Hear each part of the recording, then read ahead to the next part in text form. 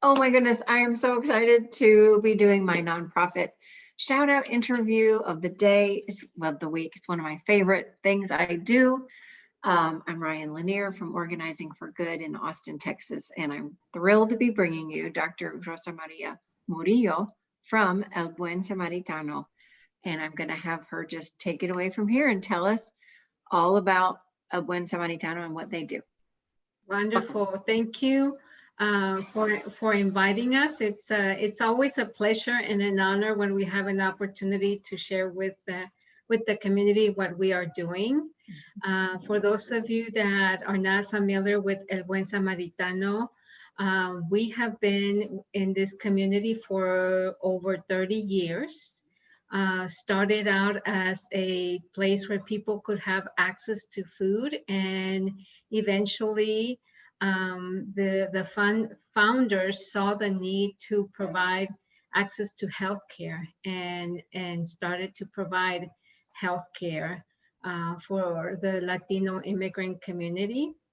And then as time went by, we also started providing workforce opportunities such as English as a second language and computer literacy, implemented early childhood education programs, dual education programs, after school tutoring programs.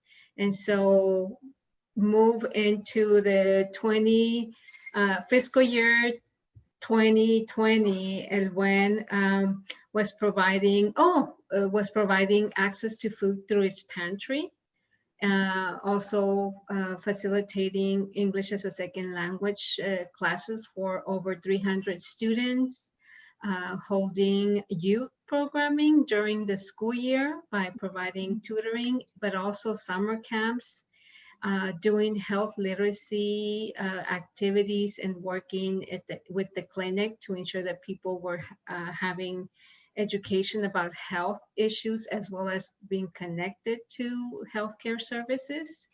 And then COVID hit, and we had to flip, we had to turn the switch on to becoming an emergency response operations organization that was focusing on access to food for the community. So you can imagine, pre-COVID, we were serving 100 families per week. Right now, we are serving, during COVID, we're serving up to 700 families per week.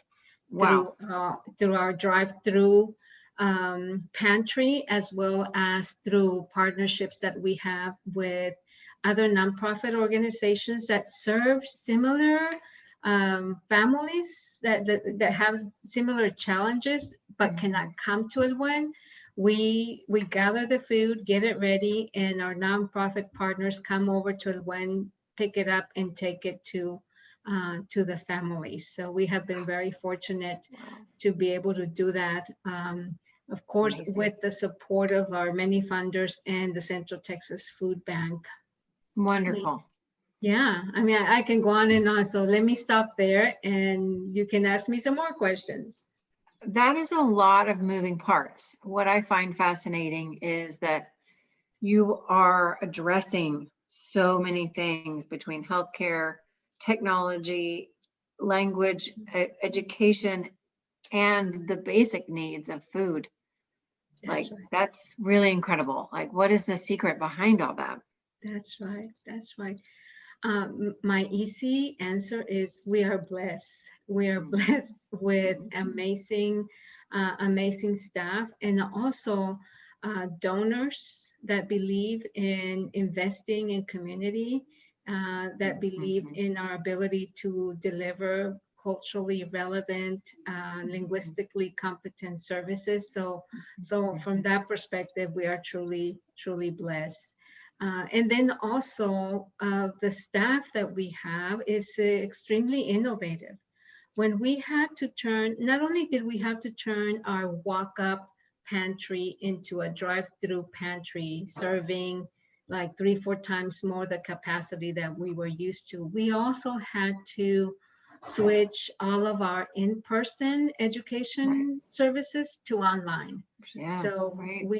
we went from having 300 students, adult students per semester, and committed to at least retaining 50% of those students, retain them through our online services.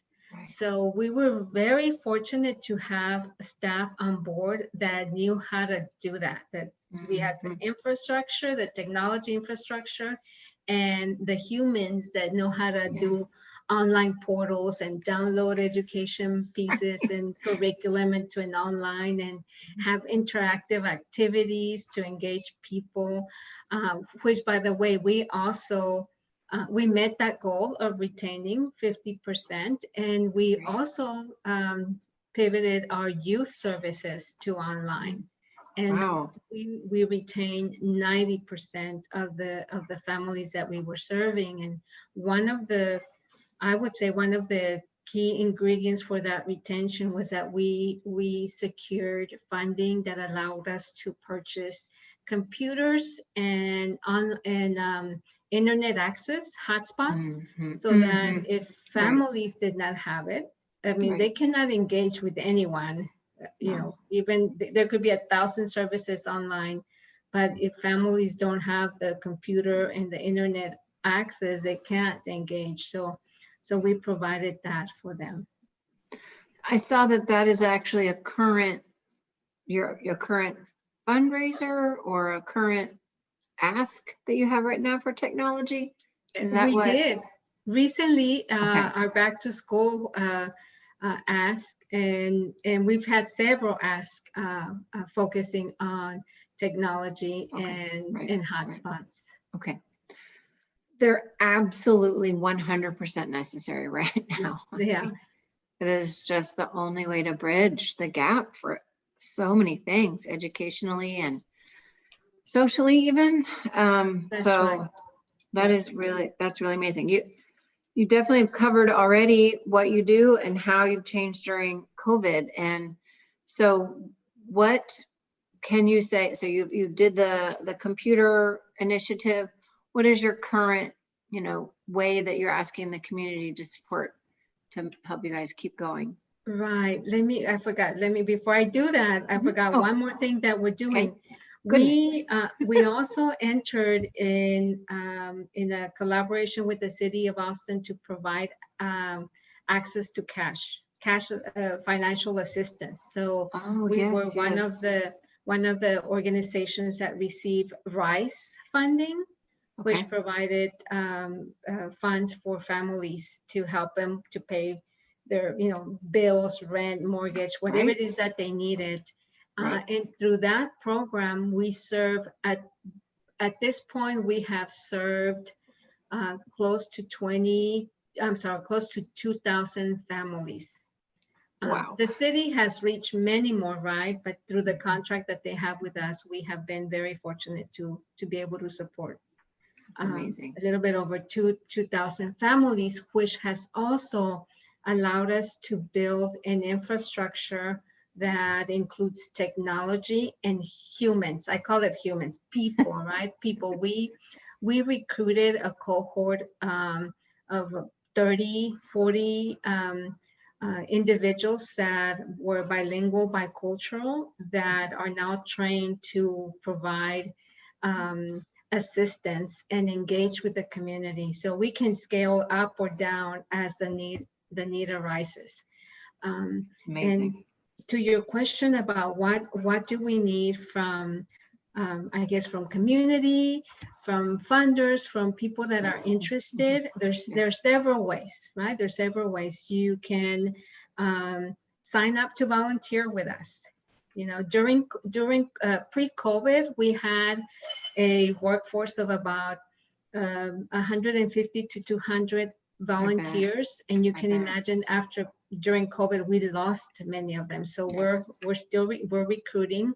We're recruiting mentors and tutors interested in working with youth. We have a strong focus in helping youth, especially through COVID right now, finish up their academic endeavors. I mean, Yes, you probably yes. have heard this, right? It's not just the isolation that they're experiencing, the digital gap that they're experiencing, the mental health issues. On Mhm, top of that is mhm. making sure that they're not going to fall behind academically, Yeah, right? And so yes. we are, I like to say it, we are on the hunt for Yes. people that want to come and share their gifts. And we're looking for people that are interested in tutoring math, science, Mhm. language arts, reading, writing. Okay. That's key. You can always donate. Go to, you can Yes. go to our webpage, elbuen.org, and Mhm. you'll see the donate button uh, Yes. that's always a way. And then the other way that we can that we ask for support is come visit us, call us. Well, not visit us in person, but Right. call us and share with us any ideas that you might have. You Mhm, have mhm. other ideas for connecting, for partnering. Yes. You might know another organization, Ryan, Mhm. that you think, wow, you know what? Those two should get together because Oh, right, right. Mhm, together mhm. they can do even more Right. powerful work and service. Absolutely. Absolutely. So that's another way. And then also like what you're doing, invite us to share with the world what we are doing. Mhm. Um, Knowledge. Yeah. Exposure. Exposure. exposure. Education. Yeah, going back to the partnering with other organizations, for example, um, we partner with Catholic Charities. They Oh, were mhm. they I've were interviewed them. Yes. yeah, Uh-huh. yeah, they were doing the get out the vote and helping people to register. We have a huge parking lot, Great. and said, you know what, come on over. Great. We'll get out the vote through our parking lot, and we managed to register folks during our pantry days in That's collaboration great. with them. We partner with the Sustainable Food Center to deliver plants and compost and seeds and gardening materials that right now I'm always surprised because I'm not a gardener, but I'm always surprised to see how many people do that and Mhm. really use that to supplement Oh, their yeah. food. So Mhm. Mhm. and just multiple ways that we have partnered with organizations. Uh, Um, We are better together. I say that all the time. It's so yes, true. Not just one to one, but entity to entity. I'm so that's glad right. you brought that up. I'm so glad That's you right. brought that up. That's just amazing. That's amazing. I think that covers most of it in English. Since you have such a strong um, population that you serve that are Spanish speaking, I just felt like it would be the right thing to conduct this whole interview all over again, but in Spanish. Is there anything that you wanted to add in English before we switched? One number that I want to share with you. Um, by now, through our pantry, we have served over 15,000 family visits. We have provided over 15,000 family visits through our pantry. That is more than we do in 3 years. So that kind of Wow. gives you context Wow. for the Wow. intensity and the level of need that is Mhm. out there in the community. It is. By the It way, we is. also provide, we get donations from the Humane Society to provide food for dogs. So For back the to your questions, dogs. how else Yes. can people support you? That has been a great partnership because there's a lot of need for that Yes. as well. Oh, and that is for sure something that is still giving people joy is being with their animals. I Right? mean, Yes. that's beautiful. Yes. We partner with our animals for sure. I know, right? I think Yeah. mine, and you probably can't see him. He hangs out with me. If you can maybe Oh, see, there you go. oh, That's my cats are around as well. So yes, they are our fur babies, no question. yes, he So hangs out with me all day when I work from home. that is an incredible list of ways you are supporting people. I'm blown away. That is really, really, really incredible. That's way more than I had even done my homework on. And I was like, wow. So Oh, that thank you. really, and you know, as we know, the need is only going to grow. So Right. So Especially even more- right now with the cases going up.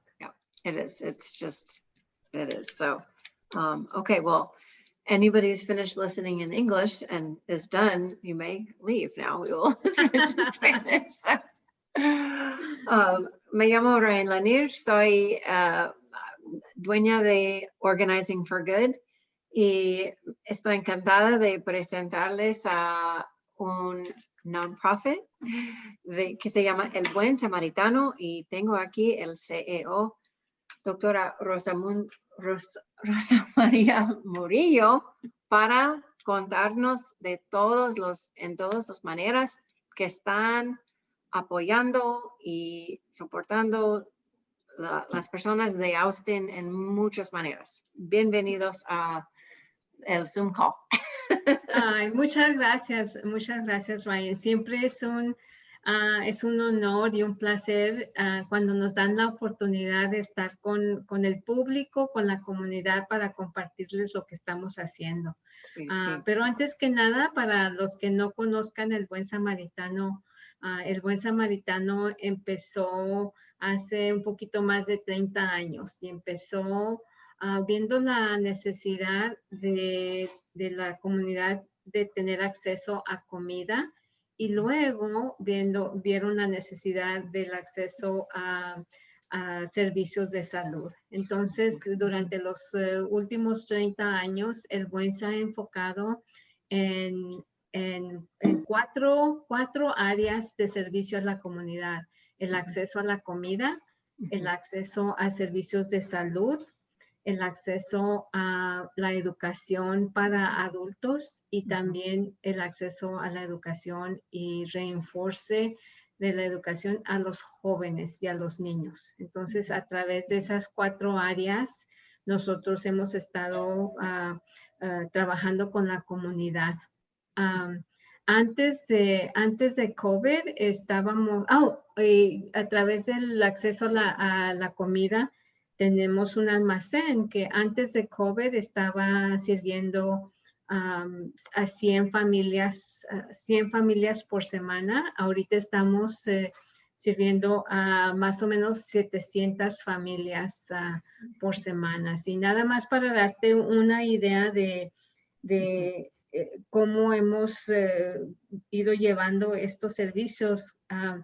Ahorita ya hemos servido el número de familias que por lo regular hubiéramos servido en 3-4 años, Sí. en solo 7 meses. Y eso no se podría haber hecho sin mucha colaboración, ¿verdad? Porque nosotros tenemos el almacén de comida que la gente viene en su carro y ahí en su carro le proveemos la comida, pero también tenemos colaboraciones con otras organizaciones que tienen familias que no pueden venir a El Buen. Entonces nosotros nos aseguramos de darles la comida a estas organizaciones y estas organizaciones llevan la comida a las familias. También te has de imaginar, todo lo que hacíamos antes de COVID era de persona en persona. Ahora nosotros cambiamos todos nuestros servicios a este tipo de interacción, así como tú y yo tenemos ahorita, ¿verdad? Los servicios de inglés, de clases de inglés, los hacemos por Zoom. Ahorita tenemos registrados, inscritos, 150 estudiantes que están aprendiendo inglés y también 25 de esos estudiantes están aprendiendo cómo usar la computadora. Los servicios para los jóvenes también los cambiamos todo al internet y ahorita estamos trabajando con 40 familias que si no tienen computadora o acceso al internet, nosotros se los proveemos para que puedan participar con nosotros, porque nosotros podemos hacer todo esto por el internet, pero si las familias no tienen acceso a la tecnología, Sí, ¿verdad? ¿qué pueden Al hacer? internet. Sí. Y luego una de las cosas que estamos haciendo también ahorita que no mencioné antes, cuando mencioné a las 4, es que también estuvimos recibiendo fondos de la ciudad para proveer asistencia financiera Sí, es muy a la importante. comunidad. Ujú. Sí. Sí, muchas necesidades, pero con los programas que tienen y con otros programas está en aumento el apoyo que pueden hacer, pero necesitan más y más. Sí, sí, sí. El alcance, ¿verdad? Cuando colaboramos con otros, podemos tener más alcance Sí, en sí, la sí. comunidad. Porque Es que estamos, quería decir, gracias. Dijo mejor usted. no, yo hablo mochitochi, ya tengo mucho, yo soy mexicana, pero ya tengo mucho tiempo en los Estados Unidos y se me va olvidando el español, así es de que ahí yo le digo mochitochi a mi español, de repente hablo en inglés y en español. Está bien, está bien. Es muy importante que compartir con el público cómo se puede apoyar, ayudar al buen samaritano. Es muy importante. Claro, claro. Bueno, hay varias maneras, ¿verdad? Ahorita estamos nosotros buscando voluntarios que estén interesados en trabajar en el almacén y también, importantísimo, necesitamos voluntarios que estén interesados en trabajar con jóvenes, como mentores, como tutores. Si ustedes conocen a alguien que le guste enseñar matemáticas, inglés, lectura, lo que sea de cursos académicos, por favor los invitamos a que participen con nosotros en este programa. Ahorita es cuando estos jovencitos, estos niños necesitan más apoyo, Sí, más humano. sí, más apoyo. También si están interesados en donar fondos, pueden ir a nuestra página, elbuen.org, y ahí está un botoncito, lo que se pueda, nos ayuda mucho a nosotros. Otra manera es, por ejemplo, si hay organizaciones escuchándonos que tengan interés en colaborar con nosotros. Muchas veces pensamos, ay, Dios mío, yo estoy haciendo esto, ¿quién más lo estará haciendo? Y cómo nos juntamos para hacerlo mejor o un poco más grande, ¿verdad? Para ayudar a la comunidad. Y luego la última forma que puedo pensar ahorita es de hablarnos, invitarnos a compartir, así como lo hiciste tú, muchas gracias, a compartir con tu público lo que estamos haciendo en el Buen Samaritano. Es que no hay suficiente tiempo de compartir todo lo que ustedes hacen y los otros grupos. Sí. Me encanta que ustedes están ahí ayudando, pero a veces me da tristeza de hay tanta gente que necesite tanto ahora.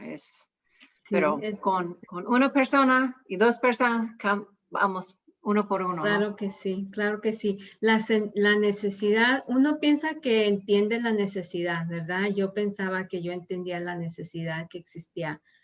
No la entendía hasta ahorita. Digo, es una necesidad que no se puede imaginar. Gente trabajadora, gente comprometida, que de un día a otro perdieron todo.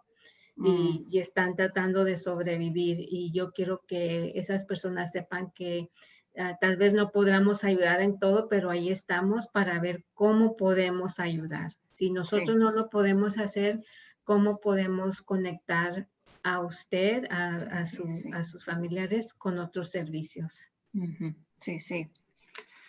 En este año es todo lo que vamos a todo que podemos hacer y ¿cómo se dice? Los, lo siento, cuando viene más dificultades, inventemos otra cosa. Ok, Sí. vamos a hacer lo que podemos, es lo que quería decir. Sí. Bueno, la necesidad crea mucha innovación, ¿verdad? Nosotros que hemos visto tanta necesidad, hemos como organización tratado de moldearnos para ver cómo podemos ayudar, estar allí para la comunidad. Sí, eso, exacto. Pues muchas gracias por su tiempo hoy y pasar este ratito conmigo, educándome al público.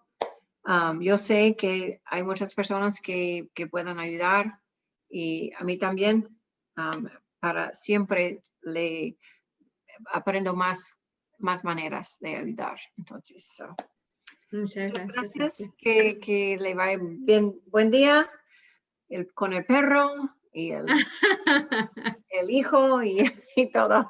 Y espero que nos veamos un día, nos encontremos un día. Claro. Invítanos otra vez. ¿Sabes qué? Invítanos otra vez después de COVID y venimos y platicamos, compartimos contigo lo que hemos hecho. Absolutamente, sí, un placer. Okay. Perfecto. Okay, muchas gracias. Thanks everybody for watching, hanging out through the Spanish. Okay, adiós, gracias. Adiós. Bye. Bye.